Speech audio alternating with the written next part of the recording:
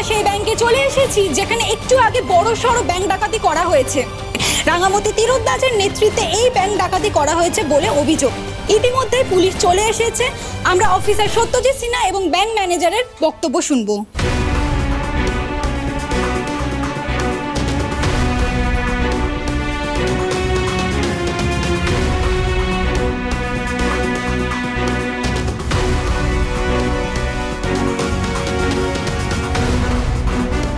Please please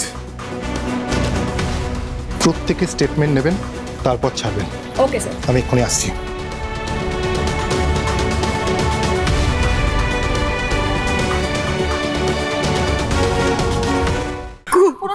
চোখটা খুল, চোখটা খুল, দেখো না। শান্ত হও তোমরা।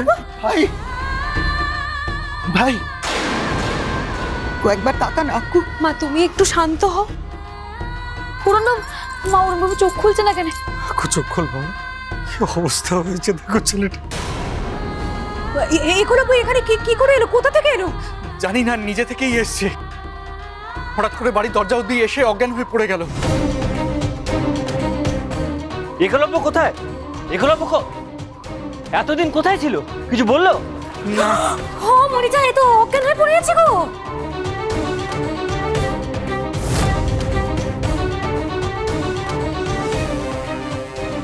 ওই তো চোখ খুলছে, চোখ খুলেছে, চোখ খুলেছে।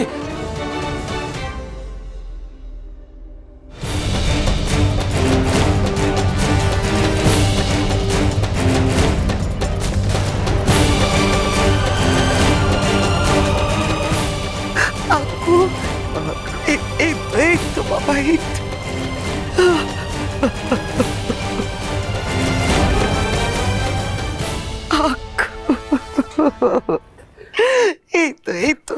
এই তো দেখ, আমরা সবাই আছি। এই তো মা বাবা সবাই আছে। কিচ্ছু হয়নি বাবা, কিচ্ছু হয়নি তো। আমরা জানি তোকে ফাঁসানো হয়েছিল, আমরা সবাই সেটা জানি। আস্তে আস্তে আক্কু, লেগে যাবে বাবা, আস্তে। আসলে হয়েছে মা, ওই দুই বোন, ওরা খুবই ডেঞ্জারাস।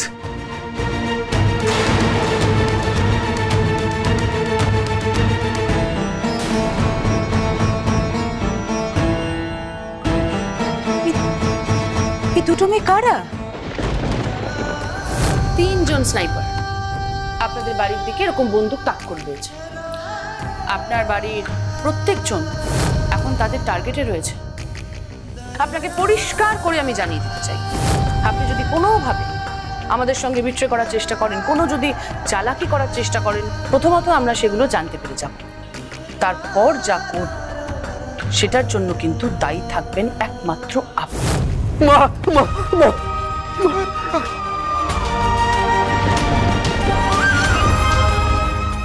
ওরা বলেছিল তোমাদের মেরে ফেলবে, ওরা বলেছিল তোমাদের মেরে ফেলবে।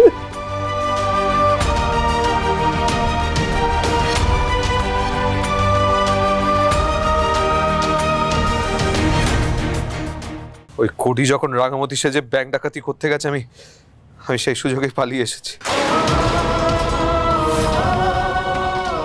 কিন্তু আমার ভয় হচ্ছে যে ওরা ব্যাংক ডাকাতি করে রাঙামতিকে না ফাঁসানো অব্দি থামবে না।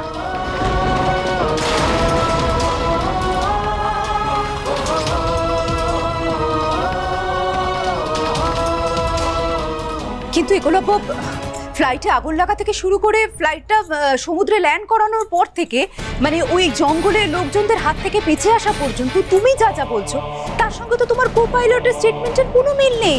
সে তো বলছে তুমিই নাকি প্ল্যান করে সব করেছো। একদম মিথ্যে কথা, একদম মিথ্যে কথা বলছো। আমি কোনো প্ল্যান করিনি। আমি কেন প্ল্যান করবো? সবকিছুই অয়নই করিয়েছে।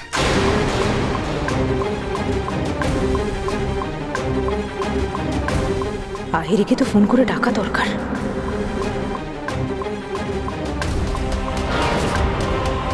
ফ্লাইটটা টেকনিক্যালি ও খারাপ করে দিয়েছিল। আগুন লেগে যাওয়ার পর বাধ্য হয়ে আমি সমুদ্রে নামিয়েছি, নালে আমার কাছে আর কোনো উপায় ছিল না। অতগুলো মানুষের প্রাণ চলে যেত। কি করতাম আমি? এই জঙ্গলের লোকেরা আমাকে ধরে নিয়ে গেছিল বলে ওদের প্ল্যানটা ফেল করে যায়।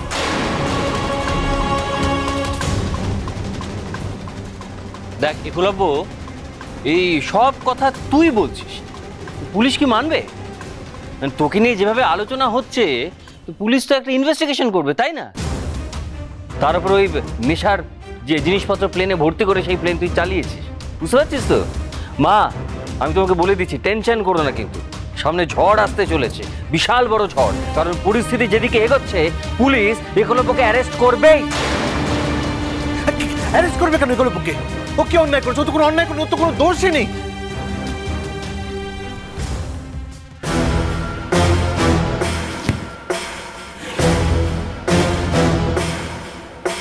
পালিয়েছে তো? হ্যাঁ, ঠিক আছে, পালাক পালাক পালাক পালাক। আমিও দেখি ও কত দূর যেতে পারে। ওর ওর সমস্ত রেকর্ড আছে আমার কাছে। Let me C.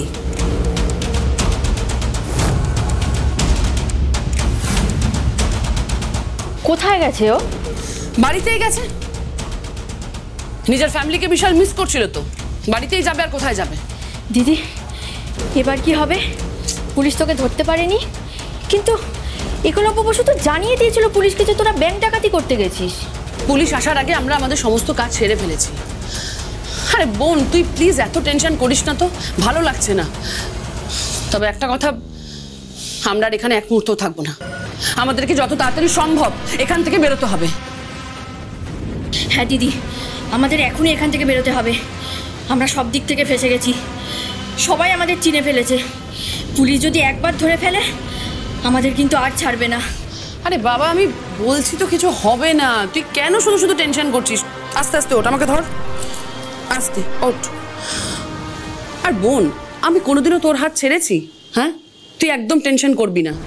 আরে এই মালগুলো গাড়িতে গিয়ে তোল তাড়াতাড়ি, যে করেই হোক না কেন আজ রাতের মধ্যে আমাদেরকে বর্ডার ক্রস করতেই হবে।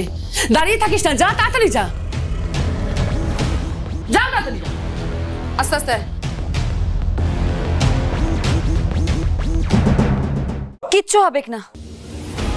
ওই মেয়ে দুটো সম্পর্কে পুলিশ, স্যার, পুলিশের বাকি লোকজন সবাই সব কিছু জানে। ওরা ঠিক ওই মেয়ে দুটোকে ধরে ফেলবে। মা, মা তুই চিন্তা করিস না, বাবুর কিচ্ছু হবে না।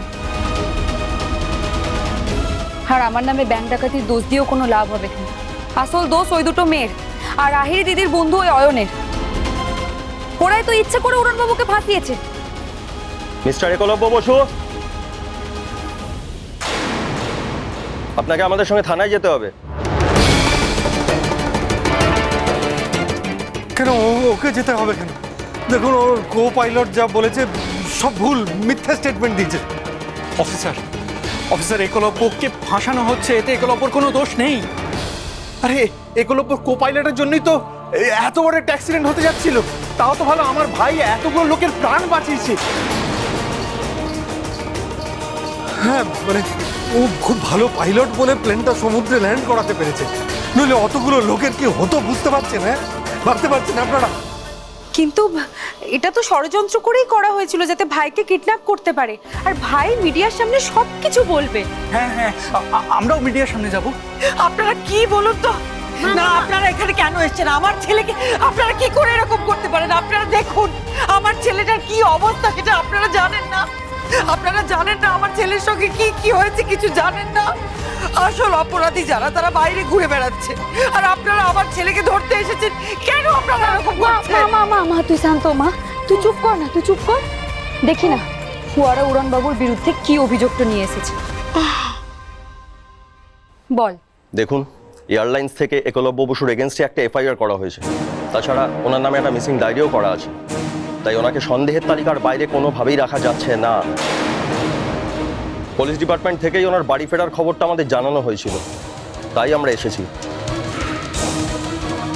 Officer Lahiri, sir, hold. এই পুরো ঘটনাটাই একটা কনস্পিরেসি।